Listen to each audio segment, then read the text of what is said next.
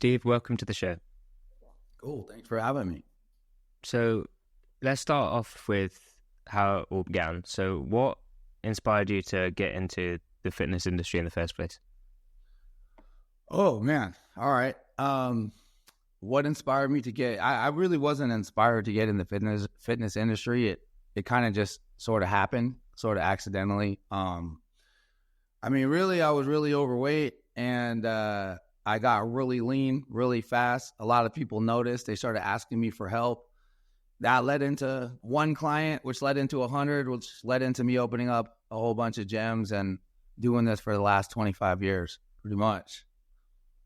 So how did that first step event initially happen? So if you have one client, how did you expand that network to make it a full-time kind of thing? Yeah, to be honest, so I was homeless a couple times, and it was my second time just really like living at my grandma's house in my like early 20s and dropped out of school. And a guy asked me if he could work out with me for a week for $100, just like work out with me. And at the time I was delivering pizza. So I was like, well, all right, you just want to work out with me? That's cool. And then I was like, I think I could do this. I think I could be a trainer. I think this could be something I could do. So I got a job at 24 Hour Fitness, or, like most people do. And it sucked. It was pretty horrible working there. And I ended up going off on my own. And at the time, like, this is probably before you were born. This is like back in like 1998. But when I first started, sadly, yeah, exactly. When I first started training people, it was really boring. Like trainers would have one-on-one clients. They would have a clipboard. They would start them doing some bullshit balancing exercises, just stuff that no one cared about. And really, I had the keys to this MMA gym that I used to train at. They let me just, when they closed, I could train my clients there. And I would literally like lock the door. Okay, so it had these red lights that went around it, like these like red glowing lights. I would turn off all the lights except for the red lights. And I had like one client, and I would lock the door, and I would be like, I'm going to kill you. And it was one of these doors where you couldn't get out without a key. Like it didn't have a thing to turn unless you had a key. So I was really like, you're really locked in here with me. And I would just smash this dude. He would throw up like 5 times. And then I guess apparently he told all his friends, because next thing you know, I had 2 people. And then I did the same thing to them. And then I had 5 people, and I did the same thing to them. And it just kept growing like that until I had 100 personal training clients. And I went from being homeless and delivering pizzas to making $200,000 a year on my own little business. And then from there, I opened up my own personal training studio. And trainers used to sell packages, or some of them still do, but they, I was like, well, 24 Hour Fitness charges me every month auto debit. So why can't I just have a membership to my personal training for, depending on how many sessions you do, it could be, $400 a month, $500 a month, $600 a month. Why can't I do that? And back then there was no Stripe. There was no like there was no Venmo. There was none of this stuff. So I found out what companies that these other gyms used, and somehow they let me use their system. And I started using auto debit, and I got so busy with clients, not because of auto debit, just because I had 100 clients. I started doing group training, and that grew into me opening up a gym and teaching other trainers to do that. And, that grew into a 7-figure studio. And then from there, I started opening up boot camps, and then created a franchise, and then sold the franchise. And here we are today. So you specifically, one of the things you co-founded was Fit Body Bootcamp. What was it about your guys' training regime specifically that really took you guys to the next level? Well, I don't think anything took Fit Body Bootcamp to the next level, really. So, okay. So the way I used to train people, and the way I still do, is, back in the day, there was no HIIT workouts. It was just like boot camps were in a park. So they were like these 6-week boot camps in a park. And so I started opening up indoor fitness boot camps, because I was already training like 15 people at a time for personal training. So I was already running these mini boot camps. So the difference with my boot camps and others was that we actually had real equipment in a real gym. And that was like, back then, that didn't exist. And so just by that alone, it was way different. Because like you really, the most they'd have is some dumbbells and a mat and a bunch of grass, you know? And so we had like actual equipment, you know, barbells, squat racks, you know, easy bars, benches, everything. So that was probably the biggest differentiator of why I think why Fit Body Bootcamp blew up so fast. It was just a way for people to run a real business instead of some park business. Do you think a lot of people still misunderstand that need for actual training equipment? Because a lot of people aspire to be fit and gain muscle and things like that, but when they do end up training for those kind of things, they end up kind of doing the wrong kind of regimes and not realizing to be stronger, you need to lift heavy. And like to people who do exercise, that seems like a fundamental. But is there still like a lack of understanding from a lot of people what the steps they need to take to actually reach their goals in that regard? Well, I mean, I think there's so many things. If you're asking me like why a lot of people want to be fit but they're not fit, and the reason why is because it's hard. That's the reason why it's because it's hard, and a lot of people are soft. And I don't mean like their bodies, like their minds. You know, like if you really want to be fit, which is totally doable, you have to have a certain set of knowledge and then the discipline to apply that knowledge. And I think a lot of people, they want the easy way out. They want to take drugs like Ozempic or some. They want these shortcuts, and they don't want to really focus on changing who they are, and then they will look like who they are. They try to change the what. And you could change the what by taking steroids, by taking drugs, but you're not changing the who. And the only way for permanent change is to change the who. You know, like if you're the type of person who's very disciplined, who really understands, you know, the fundamentals of working out and nutrition and can apply that knowledge through discipline, then you'll look like that person. And I think, there's so many reasons why. Man, I hear every excuse in the book, you know, like I'm waiting for the right time, or, you know, right now just a bad month, or I'm going to start in the first of the year. You know, all these things are, I think that's bigger than actually knowing how to work out.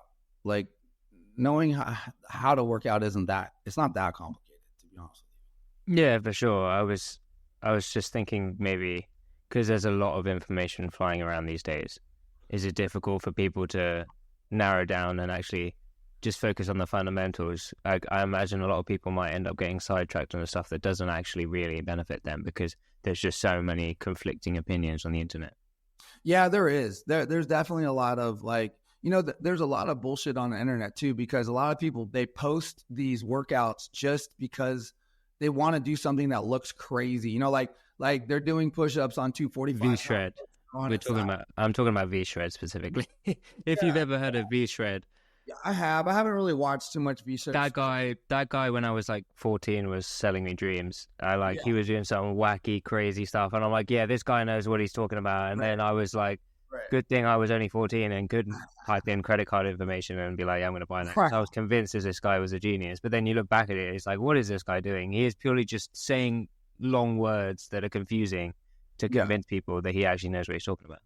Yeah. So a lot of people do things to get views, you know, and then if you're just an uneducated viewer, you're like, oh, that's what I'm missing. I need to be doing these crazy movements and then my body will change. And it's, you know, it's not that. I mean, you don't, working out is kind of basic. You lift weights, you try to go heavy, you work out as intense as you can, you stay consistent. I mean, like, honestly, like that's the basics.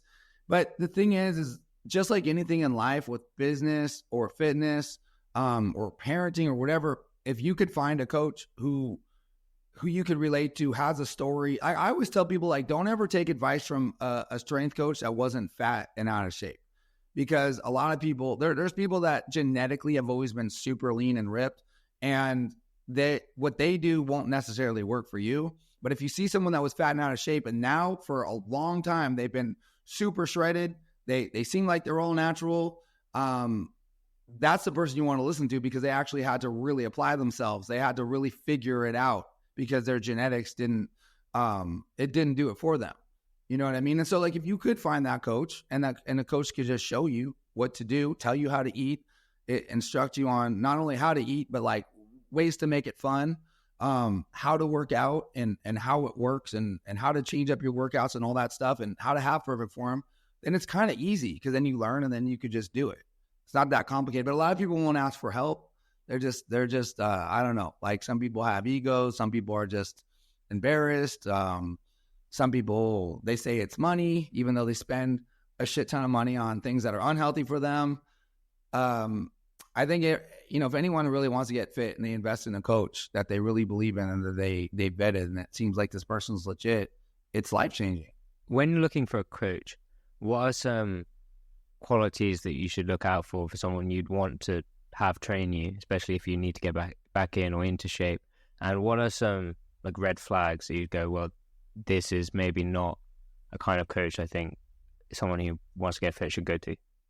Yeah, and I know like this doesn't mean that coaches that have always been fit their entire life aren't good. Obviously, there are some great coaches out there. But for me, if I was to look for someone, I want to see someone that was out of shape and fat and then got ripped and stayed that way for a long time. Because then I would just want to say, how did you do it? And how did you keep it? Right? Like, it's so simple. But if you see someone that's always been fit, you watch their picture, you scroll all the way down their Instagram, and you see that they've always been lean. They just kept like slowly putting on muscle, but they've always been lean. They've always had like a good shape to their body. Genetically, they've always had that frame that just is right there. They just had to add muscle to it. Over time, you see they added muscle. I'm not going to ask that person, how did you do it? But I'd rather see someone that didn't have all that and that was overweight and then created themselves into that. And I'd be like, okay, how did you do that? Because I think a lot of people could relate to that person more because they're probably have the similar genetics, and then red flags, honestly, to me, it's someone, well, a red flag is, first of all, someone that doesn't look like you want to look like, doesn't have the same values that you want to have. Someone that's not the idealized version of you. That's a huge red flag. Like someone that you don't actually want to be like, because it's not just about being fit. It's about creating yourself into that person who would be fit no matter what. Also, a red flag is someone who focuses on calories, whose whole thing is like, it's calories in, calories out. And they just talk about calories. You just got to lower your calories. This food is better than this food because this one has 200 calories. This one has 150 calories. To me, a nutrition expert like me, and this is what most people say as they talk about calories. It's so low level because it's the ingredients that are making you store and uptake glucose and convert it as fat. It's the ingredient. It's not the calories. If it was calories, then we could both eat 2,000 calories of chicken and ice cream, and one of us eats 2,000 calories, chicken and broccoli, 2,000 calories, and one of us eats 2,000 calories of ice cream. And if it's just calories, we should look the same, right? Or what if I had 3,000 calories, a day of just, I'm not saying chicken and broccoli is like what you should eat, but I'm just saying, for example, if I ate 3,000 calories of chicken and broccoli and you ate 1,800 calories a day of ice cream every day, well, shouldn't you be leaner than me? Of course not. It's because of what, the glycemic index, the glucose that enters your bloodstream, the insulin that then stores it as fat. Like there's just so many things that happen. So it's a huge red flag. A huge red flag, actually, when trainers just talk about calories, because what they're going to do is they're going to put you on a calorie deficit. It's going to be miserable and unsustainable. You're going to lose body fat and you're going to lose muscle and you're going to completely just destroy your metabolism. And when you're finally fed up with starving and being, in a state of starvation and you start to eat more, you're in a worse position than you were before. And that's guaranteed to happen every single time.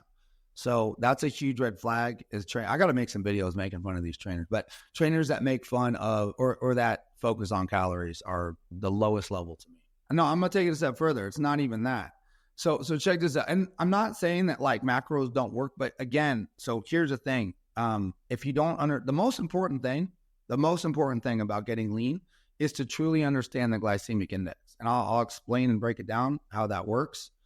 And not what the internet says the glycemic index is. I'll tell you like really what the real glycemic index is. So, see, the thing is like if you eat a piece of chicken, okay, the glycemic index is like a 3, like a 2, like it's like nothing. So what happens is very, very, very little blood sugar, glucose enters your bloodstream. So pretty much nothing happens.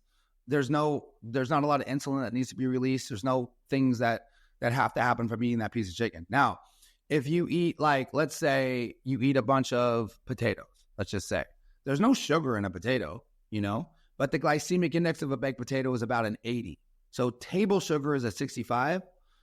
A baked potato is an 80. So what that means is you get a massive amount of glucose that enters your bloodstream. Your body now has to release a massive amount of insulin. So insulin is the most powerful absorption hormone in the body. It takes that glucose in your bloodstream, opens up your cells, and basically absorbs it into your cells where it gets converted as fat. Now, if you eat fat with that potato, so if you eat a high glycemic food like a potato and you add like butter to it, so now you have fat molecules and glucose in your bloodstream. Now insulin's going to grab the fat molecules and store fat as fat. It's going to then store the glucose and convert it as fat. And if you don't understand this and you're just doing macros and you're having all sorts of foods, like even healthy whole foods that are dumping all this glucose in your bloodstream, the only way to see results, again, is to lower your calories. So now you're back to calories. So now you're back to going like, okay, I got all my carbs, proteins, and fats, but I'm not lean enough, so I have to drop my calories. Okay, now I have to drop my calories more. Okay, now I got as lean as I want to be, but I want to put on muscle. So now what do you got to do? You got to up everything. So you gain fat, gain muscle. So you're constantly going up and down, up and down, up and down, and measuring your food, carrying a scale around, and it's never ending. But if you understand the glycemic index of things and you stay below 25, that's the magic number, not what the internet says, which is like 50. They consider that low. I don't know why. Table sugar is 65. 50 is pretty close to that. So if you stay below 25, you get very little glucose in your bloodstream, and you have virtually no fat storage. You can eat so much more that it's not even necessary to count calories. Like it doesn't like I stay shredded with the six pack and I'm 50 all year long, 300 every year, the last 25 years. And I don't monitor my calories at all. And I don't have my clients monitor their calories because it's like, you get your car washed and you have someone come out and wash your car and it looks brand new. And then they go, do you want wax? It's like $150. Do you want wax? You're like, I don't think I need it. It looks brand new right now. That's what it is like when you use this method. You don't even need it. You don't have to count calories. Maybe if you're getting on a stage or something, but if you just want to have a six pack and walk around super shredded and you really understand how this works, that's most of what you need to know. Not all of it, but most of it. Obviously, you can't equivocate eating sugar to chicken because the breakdown of the structure of a chicken is different to sugar. But I mean, in terms of pure energy in, energy out, it is still the same amount. But the way your body processes that energy, I'm agreeing with you in the sense it's the same number of calories per se is coming into your body, but your body doesn't process those calories the same. So that's why you're saying it's a fallacy to say, okay, calories in, calories out, whatever. That's what you're trying to say, basically, right? Yeah, I feel like most of the internet is like, it all comes down to calories in, calories out, and it doesn't all come down to that. Yeah, I think most of the internet, not enough of. I don't think the internet always says calories in, calories out to a fault where it's like you can eat whatever you want as long as it's less than your maintenance calories and you'll lose weight. I mean, you might do, but you lose a bunch of muscle if you were on a calorie deficit of just donuts, for example. But I think it's more, most people do contextualize it where you need to eat a certain amount of protein as well, because otherwise you'll be losing weight, say. You can lose weight, but you'll be losing muscle and fat, so what's really the point? So I do think there is an understanding, at least there, that you can track calories and use that as your barometer, but that can't be the only way you track it, because otherwise you're just delusional. Yeah, what people aren't ever talking about is the glycemic index, and it's like it's the most important thing, like the most important thing when it comes to getting lean, which is what everyone wants to be. So, like for example, let's say you go to Starbucks and you get the you're like, you know what? I usually put sugar in my coffee, but I'm trying to stay lean. I'm trying to get lean. I need to lose weight, so I'm going to get the vanilla unsweetened sweetener, right? Or the vanilla sugar-free sweetener. Well, if you understand the glycemic index and you look at the ingredients of the vanilla sugar-free sweetener, the third ingredient, which is like most of what's in there, is maltodextrin. And the glycemic index of maltodextrin ranges between 105 and 180, which means, the only way they would get that glycemic index is by testing people's blood glucose levels after consuming that. So if table sugar is 65 and you're taking out table sugar to have the maltodextrin, which is 105 to 180, you're going to get a lot more glucose in your bloodstream having maltodextrin than you are having table sugar. And I think there's hundreds of ingredients out there that people are just unaware of. Like, people will look at bread and they'll be like, oh, this is keto bread. This is keto bread, so this is good. Everyone says get this keto bread. And I'll look at the back of it and I'll see the first ingredient, not even a second or third, but the most abundant ingredient is modified food starch. So modified food starch has a glycemic index of 100, okay? And pure glucose is 100, table sugar is 65. This is not keto bread. Like, you're not in ketosis eating this bread. It's the opposite of that. You're getting massive amounts of glucose in your bloodstream and massive amounts of insulin storing that glucose. So it's like, it all comes back to the glycemic index, because before you even get into calories ever, you need to understand the glycemic index and then consume 90% of your calories that are under 25 in the glycemic index. And then that solves the whole problem of like gaining muscle and losing fat at the same time, because you could eat a lot more calories. You could gain a lot more muscle while getting lean because you're not storing all that glucose and converting it as fat. And there's a lot of hidden ingredients. There's a lot of them out there. Like, Splenda, right? The sugar substitute, Splenda. I've actually never heard of Splenda, but I know of sugar substitutes, but I've never heard of that one. All because you're in the UK and they ban a lot of this garbage in the UK, which is actually great. Yeah, no, when I go to America and eat some of the food is insanely sweet, a lot of it. I do find that it just does taste like a lot of it tastes very synthetic. Have you ever seen those comparisons where they show the ingredients in the same products, but like Europe and then America? Yeah, they are quite shocking. I have seen those and I look at those and I'm like, why is there an essay on the back of my pack of food? Like, how many ingredients have they decided to put in this thing? So Splenda is like one of these sweeteners that it's very popular here in the US. And people think that Splenda is sucralose because it's been marketed so heavily as sucralose. Have you heard of sucralose? Yeah, I've heard of sucralose. Okay, so sucralose is a synthetic sweetener. It's probably the least worst of the bad ones, right? It's the least worst of the chemicals, right? So if you're okay with having chemical sweeteners, then it's probably the least bad one of them. But the thing is, like Splenda, if you look at the ingredients in Splenda, if you really actually look at the ingredients and you understand what these things mean, the third ingredient is sucralose. That means the least of what you're having, like, because, ingredients are in order of abundance. So the smallest amount of ingredients are sucralose. The first ingredient, maltodextrin, and we just talked about maltodextrin. And the second ingredient is dextrose, which is pure glucose. So you're substituting sugar for maltodextrin and dextrose. And if you just understand how the glycemic index works, you would look at those ingredients and you'd be like, this is trash. This is garbage. They're lying. Like the food industry lies all the time.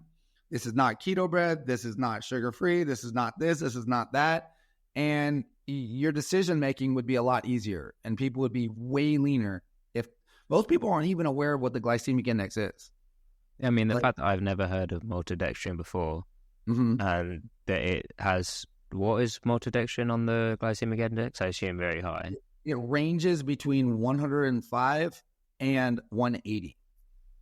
Jesus. And you're saying that, and when people say they're eating healthy, they say they're eating below 50, and that's like double or triple or almost quadruple. Yes. And that's ingredient number one in the healthy bread. Yes. Yeah. So there's once, all this, like every path that we're going to take is going to go back to the glycemic index. So you want to do macros? Cool. Keep them under 25 on your glycemic index with your macros. Like, have your macros of your carbs, but keep them under 25 and watch what happens. Oh, you want to count calories? Cool. All right. If you really want to count calories, great. Stay under 25 on the glycemic index. Watch what happens.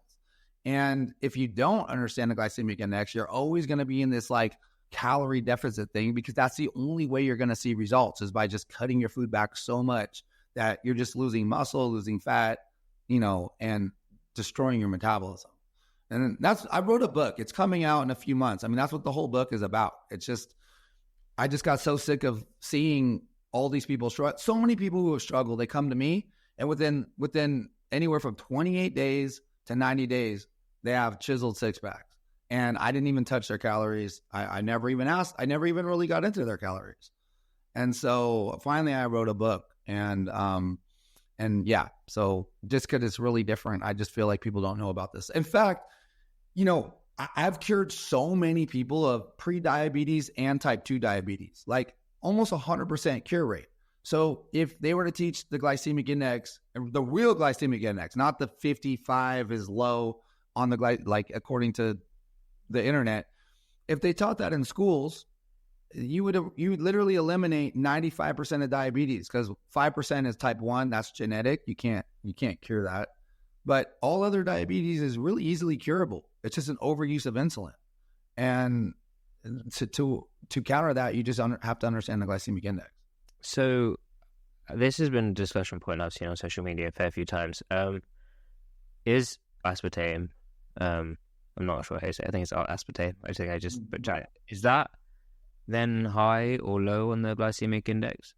No, it's 0 in the glycemic index. I'm not advocating for aspartame because, I really don't advocate for chemical sweeteners. It doesn't seem intuitively healthy to put chemicals in your body that you don't need to put in there. But it's like if you are going to. You are going to. Yeah. So basically because it's not food, like your body doesn't even process it. Like it passes through your body. It tastes very sweet. It gives your brain the sensation that you're eating something very sweet. But as far as your blood sugar levels, it doesn't affect them because it doesn't get digested. Okay, yeah. I just, as someone who is impartial to a Coke Zero when they're really craving something sweet and they're on a diet and they just can't think of anything else. There's actually a company called Zevia. It's a Zevia, and they make any soda you could think of with stevia, with pure natural stevia, which is 0 on the glycemic index, and 0 chemicals, 0 food coloring. It literally is just natural flavor, sparkling water, and stevia. And they do I'm not trying to I'm not sponsored by that. I should be sponsored. Yeah. I was gonna say you should be getting paid for this. I should be, man. I really should be. I should be hitting these companies up because I've been promoting them for so long because they're a great product. But you could get cherry cola, root beer, cream. I mean, anything you could think of. I have every flavor you could think of at my house, and they're amazing. And it's crazy that people just don't understand. They're still drinking regular soda or chemical soda where you really have access to this other stuff that is amazing, and there's no drawbacks to it. So another misconception that I think a lot of people might hold is that. Sorry, I just lost my train of thought there. A lot of people might hold is that to lose weight, you just need to do a lot of cardio. What do you think about that misconception? Yeah, so I don't.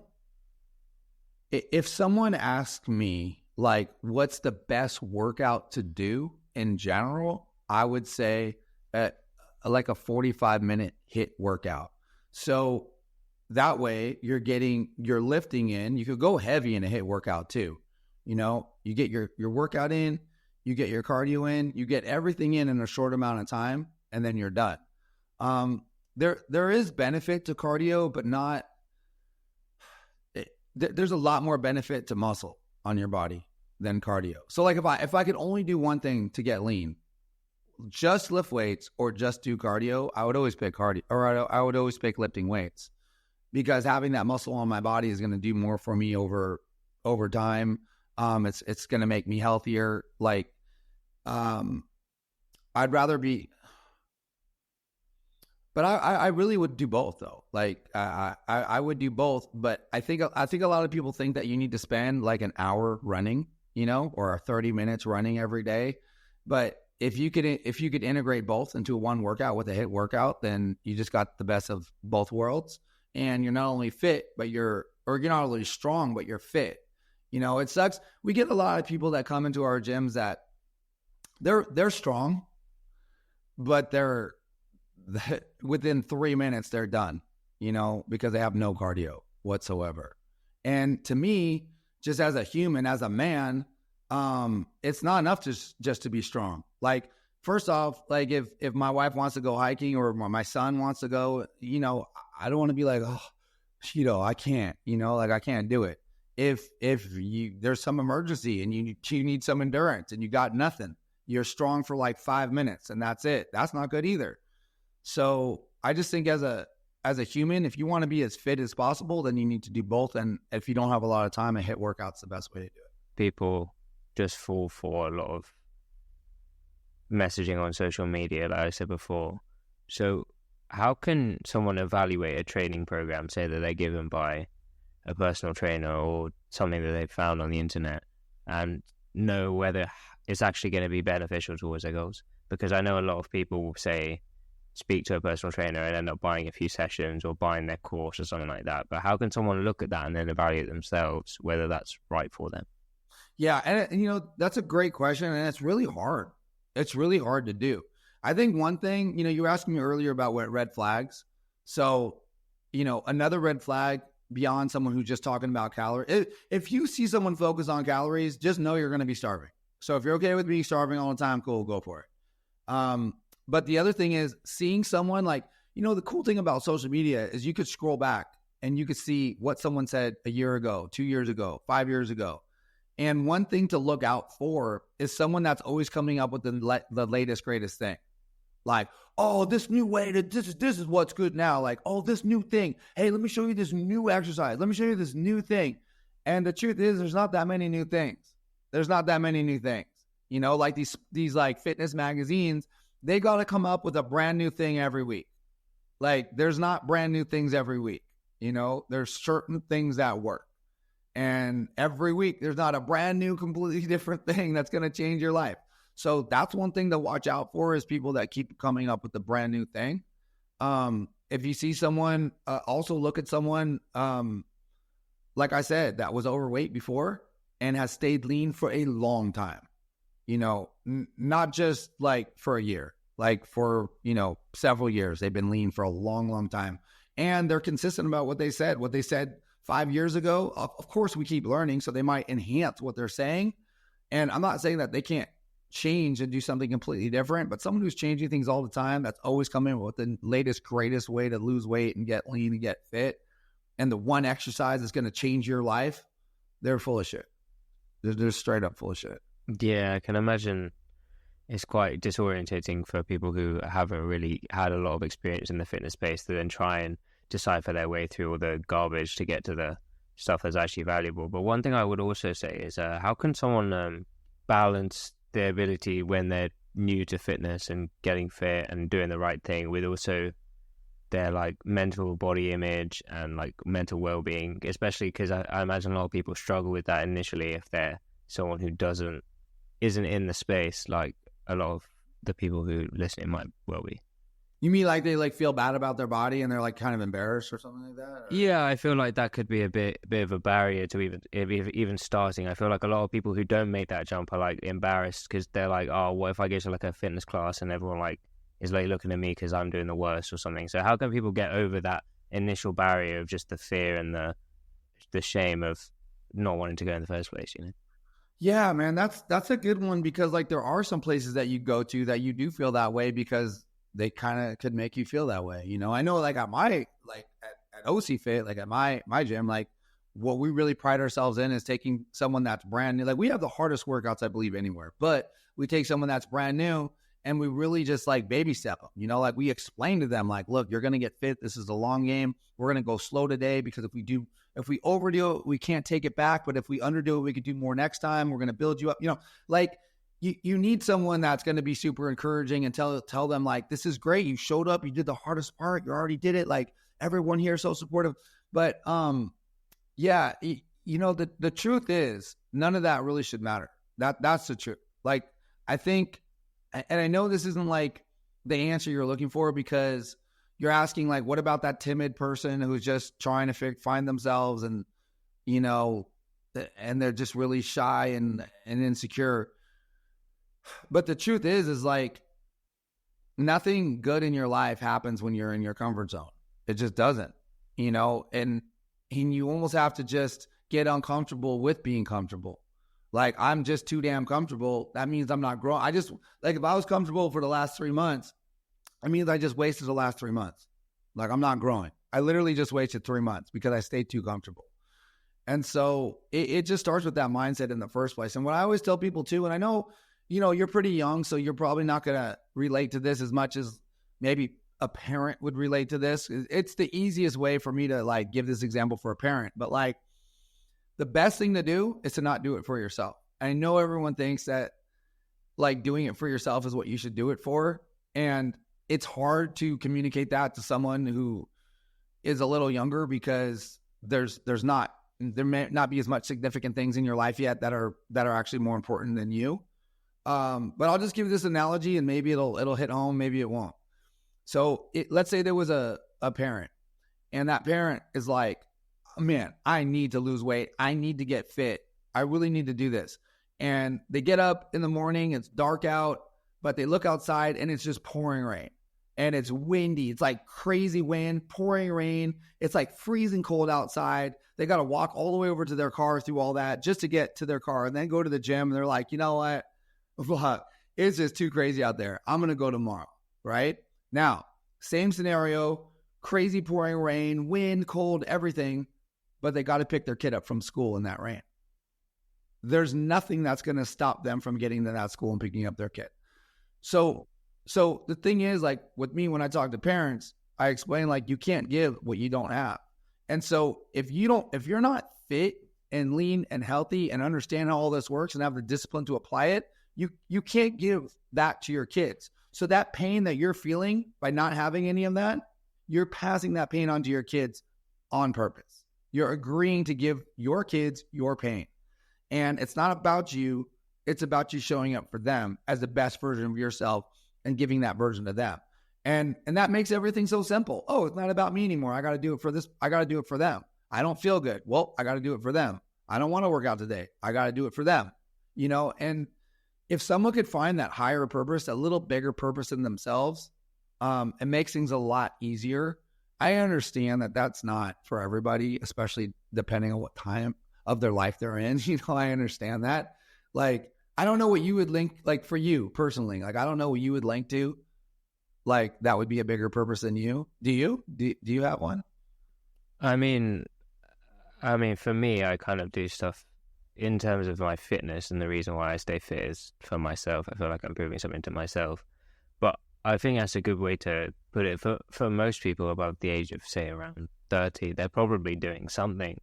For sure. A lot of their life does kind of revolve around someone else, maybe their partner or their children. Or, I could say maybe I'm doing it like to make my parents proud of me, but I wouldn't. That's probably not in the aspect in that. But like I feel like with age, that kind of comes. But for now, at least, the reason I like to stay fit and do activity and like keep healthy is mainly for myself. But I can understand that perspective massively, and I feel like drawing on emotion is probably the best way to do it. If you're just doing it purely like just gritting your teeth and going, I just need to do it because otherwise I'm going to look bad in the mirror. Like you may not get that far because at like 40 or something, you don't have that attachment to yourself in the mirror like you do when you're 20 and you're vain and you're like, I'm just doing it for like women's attention or whatever. But when you're 40, you're like, I want to do this so my son or my daughter like look at me and go, wow, that's my dad or that's my mom. And I feel like that is a lot more of a motivator than anything else really. And I think that's probably the best way to do it, because I think that a lot of parents will be like, I can't let my kids down. So I think that's a good place to end it, to be honest. I think that drawing on inspiration is the best way to do it. Yeah. And I would say like, until you get to that point where you have something bigger, it is okay to do it for something you want. Maybe you want girls, maybe you want a girlfriend, maybe you want to not get picked on anymore, whatever it could be. It just has to be something big enough and important enough to you that, because you're fighting yourself. Like when you don't want to work out, like you just want to sleep. So you want to sleep, but you also want to get a girl. So you want both things. Do you know what I mean? So I think if you don't have a bigger purpose than yourself, you just have to know, like you have to define something that you absolutely really want and connect it to that so that you could evaluate it when you're fighting yourself about two things that you want at the same time. So one has to win. You know what I mean? Steve, you've been really, really insightful. If people want more of you and want to see more of you, where should they go? Yeah, just on my Instagram, stevehochman.driven. Brilliant. Thank you for coming on, Steve. You've given some really good insights. I think the point about the glycemic index is probably something people haven't ever really thought about, and I think that'll be really useful insight for people to take forward, looking into fitness, looking into nutrition. So thank you for coming on, man. Of course, man. Thanks for having me.